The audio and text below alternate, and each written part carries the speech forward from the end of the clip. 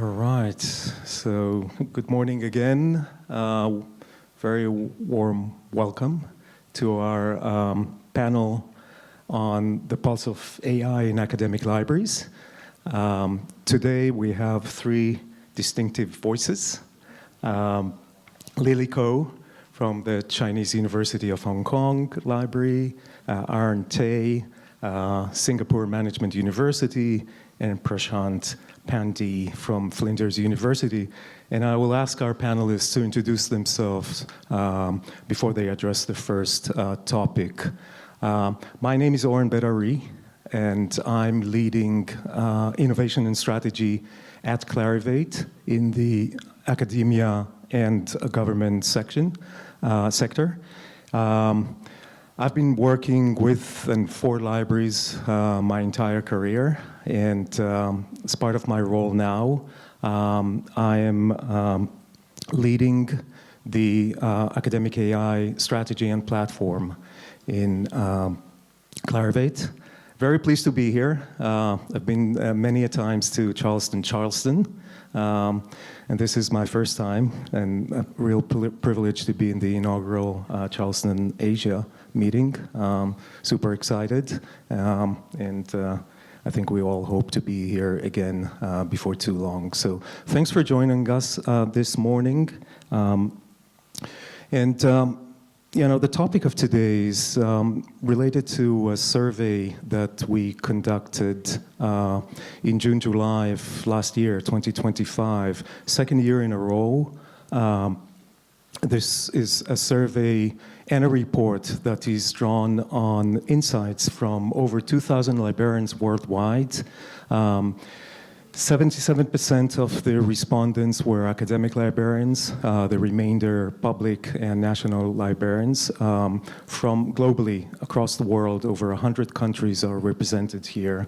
The distribution, the geographic distribution is just under half of the respondents were from the United States, about a quarter from Asia Pacific, about 15% from Europe, and the remainder from other parts in the world. In addition to the survey, we also conducted over 30 interviews with librarians around the world. And you know, I really encourage you, for those of you who haven't yet, take a photo of the QR code. You know, the report is available. The data is also available, so you can actually go in and kind of cut and slice the data using the tools that are made available. And yeah, this will be the topic of our conversation today. So what I want to say that just to kind of situate the conversation with our panelists, I want to you know, mention a point made in the conclusion of the report, and I'm quoting here.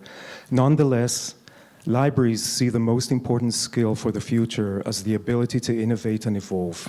It is therefore essential that librarians and libraries address the AI evolution as not a question of if, but how, as they balance caution with opportunity aligned with their mission.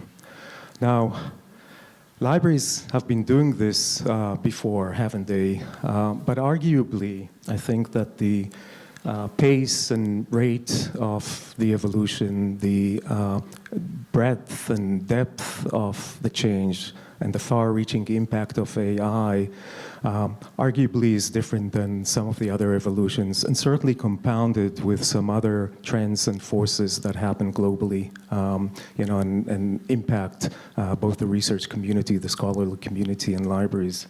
So I think that this time, you know, it does call for a more thoughtful, deliberate planning and action.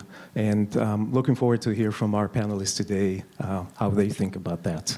So one of the things, sorry, just before we start, and I want to point this out because that would be a thread throughout the discussion, is that one of the significant correlations that we found in the report, in the study, that we're going to discuss here today is there seems to be a significant correlation between structural upskilling and particularly providing institutions who provide structured AI literacy and upskilling to their staff, correlated with adoption of AI, as well as with kind of the sentiments about AI, and particularly, optimism about the value and the benefits of AI, perhaps outweighing some of the concerns and the risks. So we're going to touch on this thread throughout our conversation. And without further ado, let's start with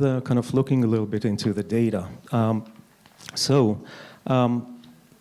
The data shows that there's certainly a growing adoption that we can detect here comparing the 24 results compared to 25. If you look at the kind of the implementation, the three categories of initial implementation, medium, and active implementation, we're seeing a growth. The number of institutions who are in those stages tripled between 24 and 25. So about a third of the total respondents indicated that their institutions are in those stages. At the same time, I do want to point out that there seems to be a growing divide in the sense that there's still a significant number, about a third, that are either no plans or not actively pursuing AI in their institution. So with that in mind, let me turn to the panel here and ask you, what does successful adoption model look like in your view? When you look at libraries who are making real progress with AI, what do they seem to be doing different? What is their approach to AI? So why don't we start with you, Lily? Thank you. First of all, I just want to say hello and good morning, everyone. I'm Lily Ko, and I'm very glad I can be here and can share our views and have discussions with the panel and all of you together. And I am the head of research and learning support of the Chinese University of Hong Kong. So I oversee a range of library services, mainly on research for AI and learning. And I also provide AI literacy to our institution. So what I think there's a few patterns that's for the libraries or institutions when they make progress. The first is there's AI vision. And for example, at the CHK library, we published an AI statement in early 2024. Then we can have the staff can have the shared understanding of what we want to do. And at the university level, we have the guidelines on responsible use of AI for teachers, for students, and also for research. The second point is how to build a capacity building. So we have an AI special interest group across the library. Now we have around 80 colleagues together. Then we share tools and share news. And also when we have problems and challenges, we can talk into the group. The final point that is we will apply the AI technologies in the areas that we found at our strengths. For example, for our library, the special collections and digital scholarship is one of our strengths. So especially Hong Kong literature. Hong Kong literature database is one of our flagship collections and database. We have a subset, it's called Hong Kong Writers and Artists Biography Database, and we apply AI technology into it. So we did some to enhance the OCR enhancement and also metadata extract. So we save the manpower. They can do more on the quality checking. For the teaching and learning support, we have a maker space on the lower ground floor. So we provide we provide 3D printing workshops for many years. And this semester, we will conduct an AI-assisted a 3D printing workshop. And the last example I want to share is we have the Leganto. We use Leganto for the course reading management system. And then it rolled out AI syllabus assistant in November 2025. And that's good news for us because we let our colleagues to use them and they have very good feedback. Now, because we upload a PDF files or Excel file, then the assistant will automatically generate the list on the Legantos and link it back to our Primo. So it saves a lot of our time. And now we at the stage that we want to do the bulk uploading, which is not still talking to Clarivate now. And how to do that? Our target is because now we have around 600 to 700 reading lists per year, we want to upscale it to 3,000 to 4,000 lists per year. So it's a huge number. So how to do that? We are still at the testing stage. That is what I want to share. Yeah. No, thank you. I think it's interesting. So you're talking about a combination of both having guidelines and policies, but also specific areas where you find the opportunity to use AI in order to create some effective benefits. Before I turn to you, Prashant, perhaps to hear you, you're thinking, I just wonder in the crowd, how many of you have policies and guidelines in your institutions for proper use of AI? So, number of you, but perhaps not the majority yet. Yeah, okay, interesting. We'll continue. Prashant, over to you. Thanks, Oren. Good morning, everybody. My name is Prashant Pandey, Director of Library Services. I'm also on the organizing committee here at the Charleston Hub. It's good to see so many of you turn up to this session and still have that energy on the last day of the conference as well. So great, thank you, thanks a lot. And I just wanted to pitch in for the fireworks. I'm sure you all got to enjoy the fireworks that up close. I was talking to Aaron before. Sorry, I'm a bit deviating a little. Sorry, Oren. Aaron said, I've never seen a firework that close to my face ever before. Is that a good thing? Or? For me, it was a good thing. All right. Yeah. All right. Now to the question, what does success looks like? So thank you, Lily, for sharing that detailed, comprehensive. I think we all are, in a way, doing something in that space. But I will make a bit more helicopter view on few things. One is, I think AI is still being used from a technology perspective, but for what I've been trying to deliver at Flinders is moving from a training mindset to a much more of a cultural shift.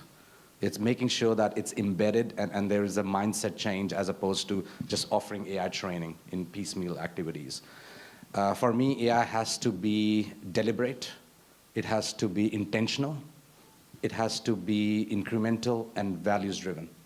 Because the core to library services is the values that we carry.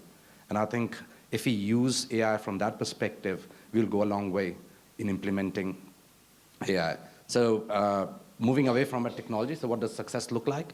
Moving away from just like a project mindset to making sure it's a cultural shift.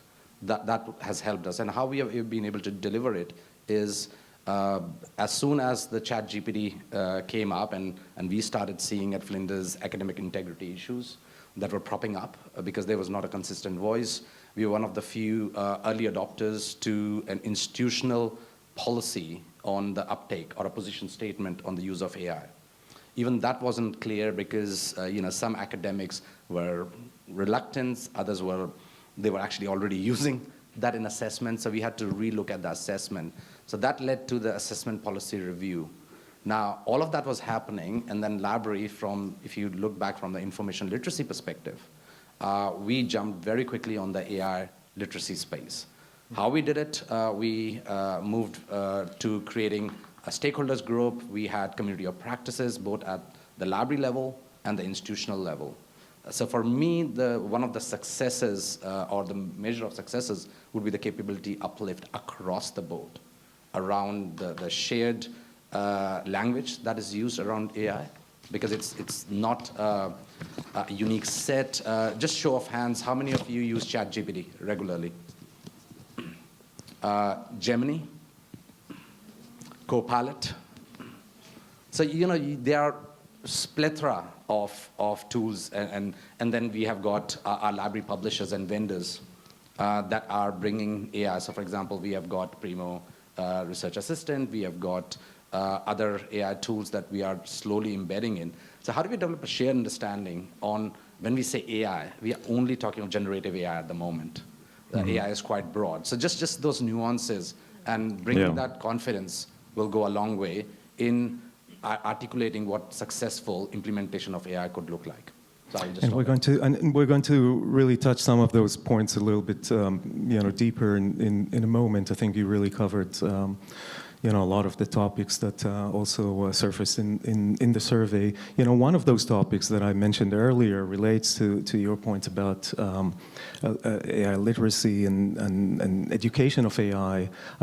We do see clear correlation, as I said earlier, between the level of AI structured AI literacy that is provided at the institution to the degree of implementation and confidence in AI. So clearly the institutions that invest in AI literacy see stronger confidence and more advanced adoption.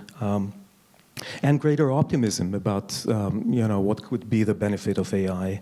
At the same time, I will also point out, and would love to hear later from the floor, it seems that most librarians indicate that they don't, get structured upskilling or structured AI literacy programs, which means time, resources, having managers kind of supporting them in that pursuit in their institution. More than 50% say that. So with that in mind, maybe I'll turn to you, Aaron. How do you think that librarians can practically upskill themselves around AI? And really from what you've seen and kind of perhaps shared in your blog, what helped librarians build confidence? Yeah, so let me introduce myself. I'm Aaron Tay, Head of Data Services at the Singapore Management University. My day job is I lead a team of 9 librarians to support postgraduates, researchers, and faculty. And of course, these days it's about how AI is helping them do their research. In terms of the question, I specialize in one particular aspect of AI, which is the impact of AI on retrieval, on search. I've been looking at it slightly earlier than many librarians because when GPT-3 came out in 2020, I kind of already started playing with it. And many vendors actually let me try some of the newest tools that were embedding GPT-3 at the time into the search. Right, and as some of you may know, I write a lot of blog posts trying to figure things out. Thank you. Yeah, and some of you may have even attended some training sessions by me. Yeah, I've done my most intensive one is basically 3 sessions of 3 hours each. Right, it's like people go in and they come out and they're like, I don't claim to be good at teaching. That's an area that I'm not good at. But my experience is that, so the way we structured that 3 sessions is that I realized that first you need some basic understanding of machine learning and LLMs. Right? If you jump straight into retrieval, there'll be foundations that are missing. And I think some librarians do have that foundation, like many librarians in the, 2010s and 2020s, they went to learn machine learning, data analysis. So they understand things like traditional supervised learning, and things like that. And my course just builds upon the newer stuff from 2015 onwards, focusing more on transformer-based models.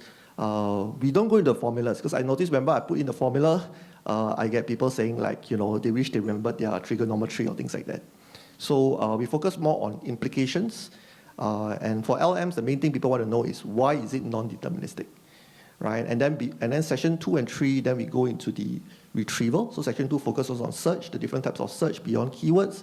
And the third session focuses on the generation portion. So that's how I structure my course. But my thinking is that as a whole, I think one of the mistakes that librarians can make is to want to be expert in all aspects of AI. I get asked to speak on AI in libraries, and when I ask which area, they say all of it. Right? Nobody is able to do that.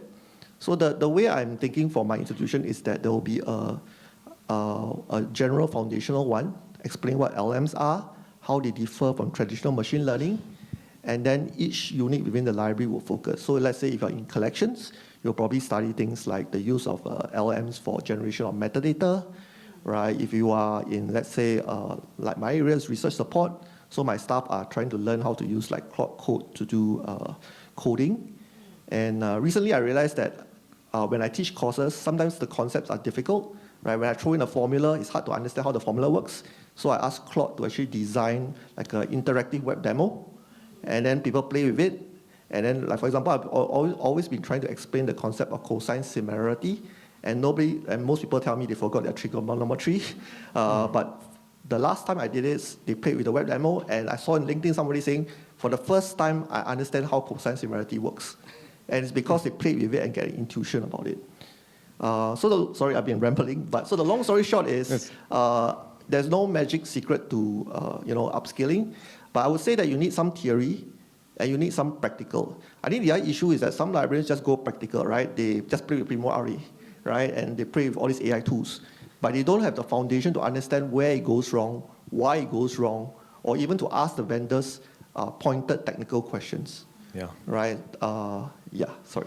No, I think excellent point. I think that combination of both theoretical and practical seems to be something that resonates with many of the libraries that we work with as well. One of the things I just want to, before I would like to hear you, Lily, and kind of your experience at Chinese University of Hong Kong is one of the things I just want to mention in terms of AI literacy, that in July of last year, 2025, we partnered with Choice ACRL and launched a AI literacy micro course.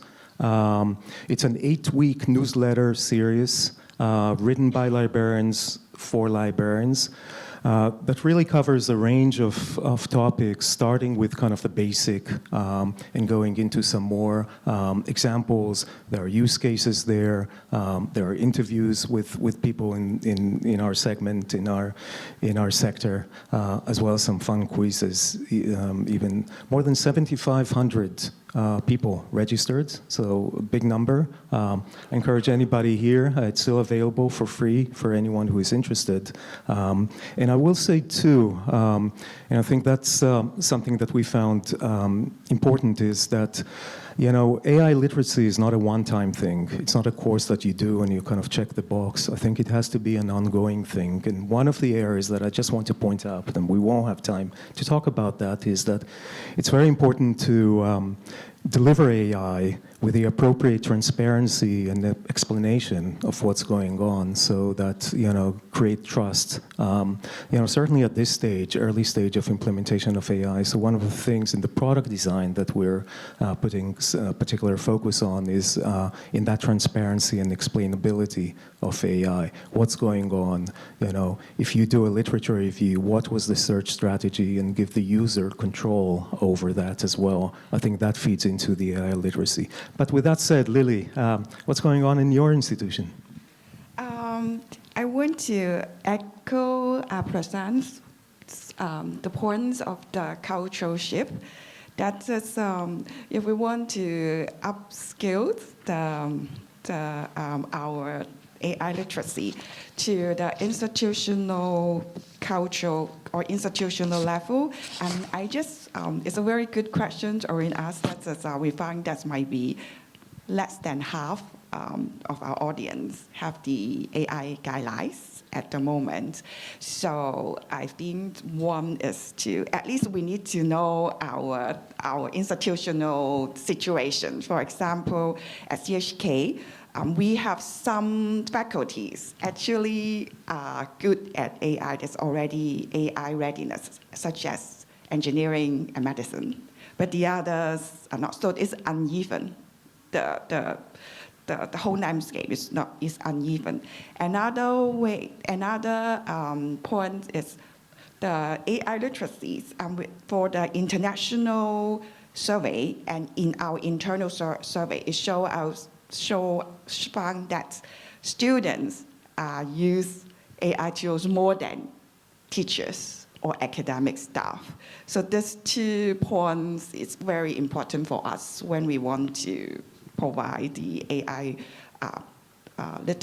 literature program and the others. So I just want to know, is it the common situation for your institution, or I'm just at a very unique environment? Any one of your students using AI tools more than teachers? I think I'm seeing some nods here. Absolutely, yeah. yes. so I think. Are you surprised? I'm not surprised. I mean, but to me, it means that when we think about the information literacy program, usually we only think about how to make students know about that. But now when we think about the AI literacy program, we want to make it as a core component for everyone. So professors, administrators, students, teachers, they might be slightly different. So how to let us upscale? I think from the user's perspective, we also need to think how we can do it. And another point is when we have the AI guidelines, I find it quite challenging is how to engage them. Because when we have the AI basic course with staff, and when we ask, we have the AI guidelines at the university level, and only 10 to 20% staff know about that. So how to engage them is important. We don't want the guidelines sit somewhere else. We want them to engage together. Absolutely, yeah, great point, yeah. We only have another hour, so I'm going to kind of go a little bit quicker. That was a joke. I just want to cover a couple more things and then leave some time to open questions from the floor. We talked about trust, and academic integrity, is a big word. I think we all use it, and I think in some cases it probably requires some better definition or more accurate definition. But certainly AI raises big questions around, trust, governance, and really the long-term impact on scholarly work. In the survey as well, research and academic integrity remain among the top concerns from librarians. Actually, the concern levels are slightly higher compared to 2024, when that's perhaps an interesting phenomena. So I'd like to turn to you, Prashant. Would probably agree on the fact that we are still in an really early stage of AI development and adoption. But really the implications are likely very big. So what is the long-term vision libraries should work towards? And you talked earlier about a mindset shift. What mindset shift does that require? No, that's an excellent question. I can spend the whole day talking about that. But sure. Yeah. Unfortunately, we don't have that much time. So I'll try to connect with the previous thought around AI literacy. So I see AI literacy in 2 directions. One is, as academic libraries, our role is to make sure we are taking the AI literacy to the community that we serve, professors, academics, students, and making sure that. And I think every one of you is doing something in that regard. But then connecting to the question actually is about having the trust in the system. So traditionally, when users came to the libraries, looked at the databases, there was a trust in the system that these are curated sets. There's a lot of rigor that's gone in to select that. Now with information deluge, AI being plugged in everywhere, how can we build that or continue to have that trust in the system when there is within our own staff significant gap of understanding within AI? So there's a component of AI literacy within our own organizations to continue to building that trust. I will take an example of systematic reviews. We have got systematic review products which are embedding AI. We have got pretty much every database is putting an AI engine on that. Are our staff capable at the moment, across the board, I'm talking from library technicians to the library directors, are they proficient enough to transparently and clearly answer how that result set is being generated, which goes back to the understanding of machine learning, having that ability. My focus has been to uplift the capability across the board, and it's not a training mindset. It is basically, what I'm doing, and my suggestion would be for you guys to think, to have a change management mindset. Every role requires a different nuanced AI training. Of course, you need a basic AI understanding across the board, but people who are doing systematic review support, people who are doing research support, people who are working on legantos or backend functions need a different kind of AI literacy.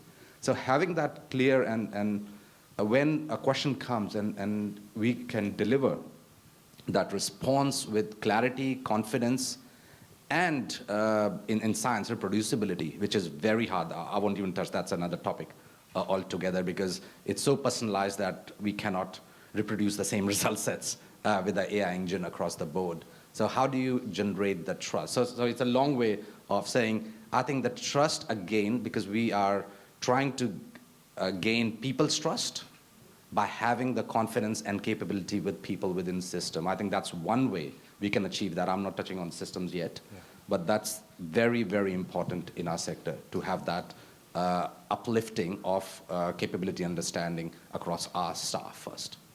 So I'll just stop at that. So I would like to cover one more topic, so perhaps I'll just jump quickly to that and then open it up for the floor. But kind of related to what you're saying, actually all of you, and Aaron also related to your focus on discovery elements. It seems that kind of measuring impact of AI and actually defining what success looks like. Needs kind of a revision or at least a rethinking. And in fact, it may be an opportunity. Traditional metrics, seems to be insufficient to assess AI, at least not in the same way that we used to do it before. So the question is, how do we define and measure success? So Aaron, over to you with those changing modes of discovery and reading in particular. Should we consider new metrics for usage? Are there new measurements that libraries should track? Before I answer that, can I check how many are publishers in the room? Okay, about less than half. Okay, so I know publishers are very concerned about AI, reading papers, summarizing it, and the users don't actually go in to get the downloads, right? And as publishers, you probably know more than me about changes in Counter they're trying to solve. And then there are models, like for example, I think Wiley has an MCP server where they are trying to do this thing where whenever it generates something that it cites, the publishers or content owners get paid, right? So from the publisher point of view, I would say that yes, there's a possibility that the models will change, the business model will change, but I'm not really expert in that. I would say from the library point of view for us, it's more about deciding whether an AI project is successful or not. Right, and for certain areas, it's relatively straightforward. So like, for example, Primo RA or some other AI tool, you just check to see whether the number of active users are high, and we do the normal trials. The only tip I can give to librarians in this room is do not trust undergrads' evaluation of AI tools. We have found that they love everything, even when it's objectively horrible. They can't tell, they literally can't tell whether the literature review is good, whether the retrieval is good, because they will try in areas they have no idea, right? But if a PhD or faculty, they are much more discerning in my experience, right? They will tell you if it's lousy, right? And believe them, right? They will test in areas they know, and will tell you it doesn't retrieve the papers that I expect, right? Or they will look at the generation and go, this is a misrepresentation of what the paper actually is. Right, so for us, where we did many trials, and when you listen to the faculty and the PhDs, there's still a lot of products that still need a lot of improvement, right? So at least for that. Then there are other areas where it's harder to measure impact, like learning, right? But again, like you hold these courses, like for example, like by now maybe 100 people have attended my 3-hour times 3-session courses. I have no idea whether it's helpful or not. They write me all these nice pieces, nice compliments. I see on LinkedIn, they say they finally understood and all that. But how much did it impact them? I have no idea. Again, but this is an old problem, right? How much does learning, so these are information literacy issue, right? How to measure learning. And then there are things like chatbots. Everybody's trying a chatbot. This is another area where I'm not sure whether currently people are actually successful, right? I think there are very few real active, there's a lot of betas, but I'm not sure how many libraries have actually really pushed it out. Maybe because of lack of confidence, or their trial actually shows it doesn't work that well, right? Yeah. Yeah. No, I think, validating and measuring and testing impact on learning is a big goal. But I think that there are some other measurements of engagement that are relevant. And certainly for us, what we see is that people who are interacting, for example, at the full text level with key takeaways and some other elements that are aided by AI and a reading assistant AI, actually engage more with the full text. They go deeper into the full text, they cite it, they download it in significantly higher numbers. So there seems to be some evidence that not only that it doesn't change, it actually helps in getting deeper. Prashant, did you want to say a comment, maybe a minute before we open to the floor? I think Prue is showing us that we just have got 10 minutes. Yeah, I'm ignoring her. Very quickly, No, look, sorry. I think both in assessments and library impact, these are old problems that have not been solved. We have been beating up the dead horse, which is the downloads and user stats, which is not the way to measure impact, but we all have used it. So what AI has actually done is shown a torchlight, basically, a spotlight on an issue that we have not resolved. And that's what we found in assessment. So when I was part of the assessment policy review at my university, there was this notion of authentic assessments. And that has been a problem across the board. Because if it's an authentic assessment, it doesn't matter what tools you use, whether it's AI or not, you will get a better response and you can evaluate the students better. So AI has just shone a light on a lot of things that needed to be fixed maybe a century ago, no, maybe a decade ago. But it's about, so we at Flinders are definitely looking for mechanisms that can track a student or researcher life cycle. Researcher life cycle is slightly easy, but student life cycle, from the time they make an initial inquiry or on an open day, they start their journey with the university, to all the way when they are getting their parchment with a successful outcome, that needs to be fully tracked in a real-time sense. I think that will be much more valuable impact, but it is hard at the moment. So it's a hard problem, but it is solvable with technology. And AI can come to your rescue there as well. I'm very optimistic about that. Well, to finish it up with an optimistic voice, but I'd let Lily, if you have any closing thoughts before I open it up for the floor. No, they already did a very good job, and we can hear about. Yeah, let's do that then. Any questions? Any comments or thoughts you would like to share? Anything different that you're seeing in your institution relevant to this discussion? Any asks? I think we plan to continue with those surveys. We try to adapt it to some advancements. For example, agentic AI, I think, kind of introducing some new interesting components. MCP was mentioned earlier. If you have any thoughts or suggestions, please come talk to us, to me. We'd love to hear from you.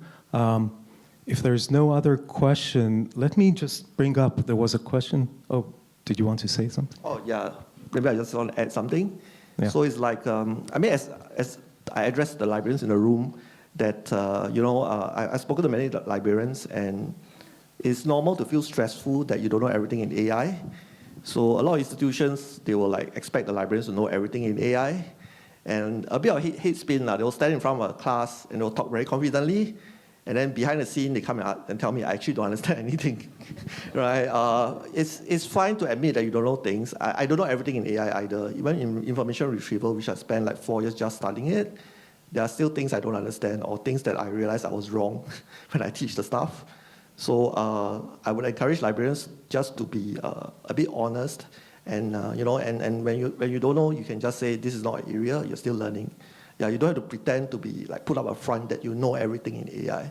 I know the pressure to say that, right? Because the provost comes to you and go, Aaron, I want you to teach the faculty on this AI thing.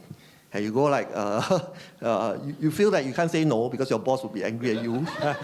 But you also don't want to overpromise. And then if the faculty come, they can tell whether you know or not, right? So everybody is learning. Even the faculty is learning. They tell me they are learning also, right? So just want to end with that. Yeah, thank you, Aaron. I think we do have one question. Please, do you want to just introduce yourself, please? Hi, my name is Amit. I'm from Informit. And the question is, it's easy for us in the library community to be frustrated, and even in teaching and learning, to be frustrated that students are using AI to produce works and things like that. But I think libraries can take a more leadership role in this, in terms of whatever. I completely agree with you, by the way, that you don't know everything about AI because it's a rapidly moving and developing area anyway, right? However, can libraries create a course or like a formal training program for students who are interested to come and participate? Hopefully it can become a formal training in their own teaching and learning environment, that look, these are the AI tools, it can actually improve your work, but you need to know how to best, what are the best practices, right? Rather than being frustrated. So what's your say on that as being a formal, Yeah,